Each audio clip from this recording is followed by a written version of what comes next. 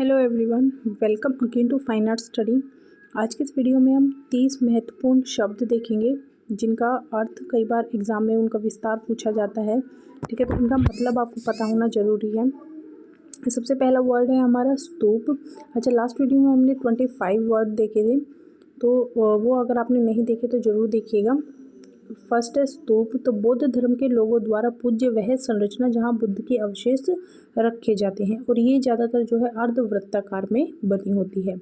Next है हमाम। तुर्की शैली में बना स्नान गृह जिसे हमाम बोला जाता है। नेक्स्ट है हर्मिका।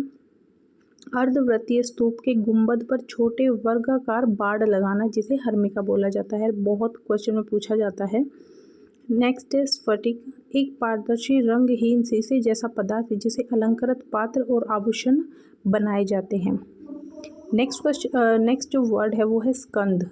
तो मेहराब के बाहरी घुमाव पर एक चौकोर घेरे के बीच की तिकोनी जगह। ये आपके जो वन लाइनर क्वेश्चंस हैं उनकी तरह आप इनको याद कीजिएगा। नेक्स्ट है वज्रयान। तो बौद्ध धर्म से उत्पन्न तांत्रिक प्रक्रिया वाला जो वाद है वो है वज्रयान। नेक्स्ट है वेसर शैली। तो मंदिर शैली का एक प्रकार है जिसमें कि आपको उत्तर की जो नागर शैली है और दक्षिण की जो द्रविड़ शैली है, इन दोनों का ही मिश्रण इसमें देखने को मिलता है, और ये कर्नाटक के चालुक्यों के समय बने मंदिर की शैली है। नेक्स्ट है सराय। तो सराय वह स्थान है जहाँ पर राहगीर रुक सकते हैं। नेक्स्ट है सभा मंडप। तो मंदिर या भवन का वह भाग जहाँ पर दर्शक बैठते हैं। कि मंदिर जो है उसमें बहुत से पार्ट होते हैं, जैसे कि प्रदक्षिणा पथ, सभा मंडप, गर्भगृह, तोरण द्वार, गोपुरम, शिखर। तो इस टाइप से तो इन सब का मतलब आपको पता होना चाहिए। तो ये है सभा मंडप, तो वह भाग जहाँ पर दर्शक बैठते हैं। नेक्स्ट है सेलखड़ी। तो हरे या धूसर रंग का मुलायम पत्थर जिसमें बर्तन, मोहरे या अन्य वस्तुएं बनाई जाती हैं। नेक्स्ट है यक्ष यक्षिणी। तो प्राकृतिक संसाधन जैसे कि मंदिर, भवन या फिर प्रकृति की रक्षा करने वाले जो होते हैं, जैसे आपने देखा होगा दीदारगंज की यक्षिणी या फिर प्राचीन जितने भी मंदिर वगैरह हुए हैं उनमें जब किसी भी मंदिर या बड़े बड़े महलों में जब एंटर करते हैं तो दोनों साइड इस तरह से, जैसे बीच में ये सीढ़ियाँ होती हैं और दोनों साइड इस तरह से मानव आकृतियाँ बनाई जाती थी। तो एक टाइप से वो द्वारपाल या रक्षक का काम करते हैं।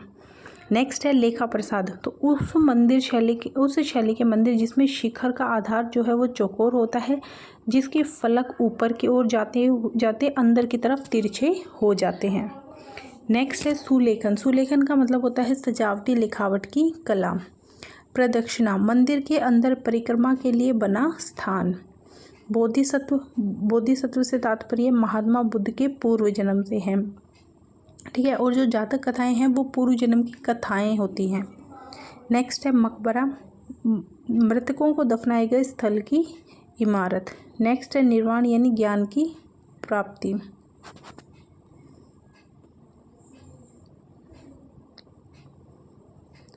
महापरिनिर्वाण यानी कि मृत्यु, भगवान बुद्ध की मृत्यु हो या जीवन चक्र से मुक्ति।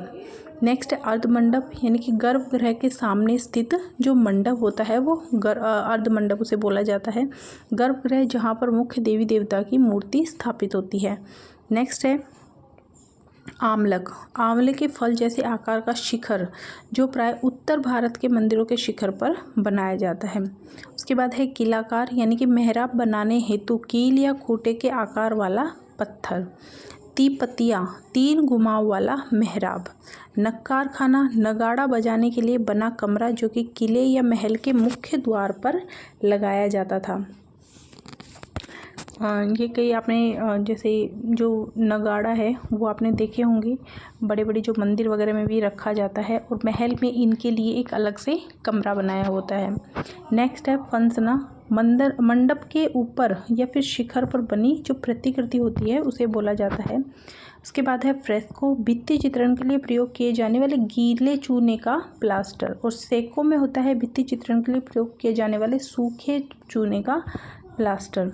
फलक एक निश्चित आकार का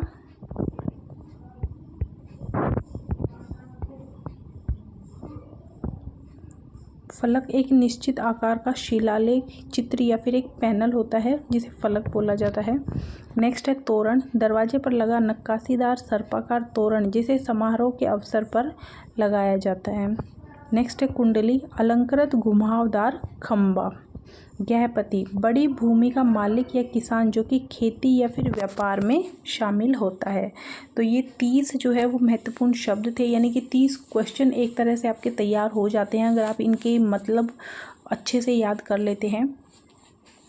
और ऐसे ही वीडियोस के लिए चैनल को प्लीज़ सब्सक्राइब कीजिएगा और जितने भी आपके फ्रेंड्स हैं उनके साथ शेयर ज़रूर कीजिएगा। Thank you.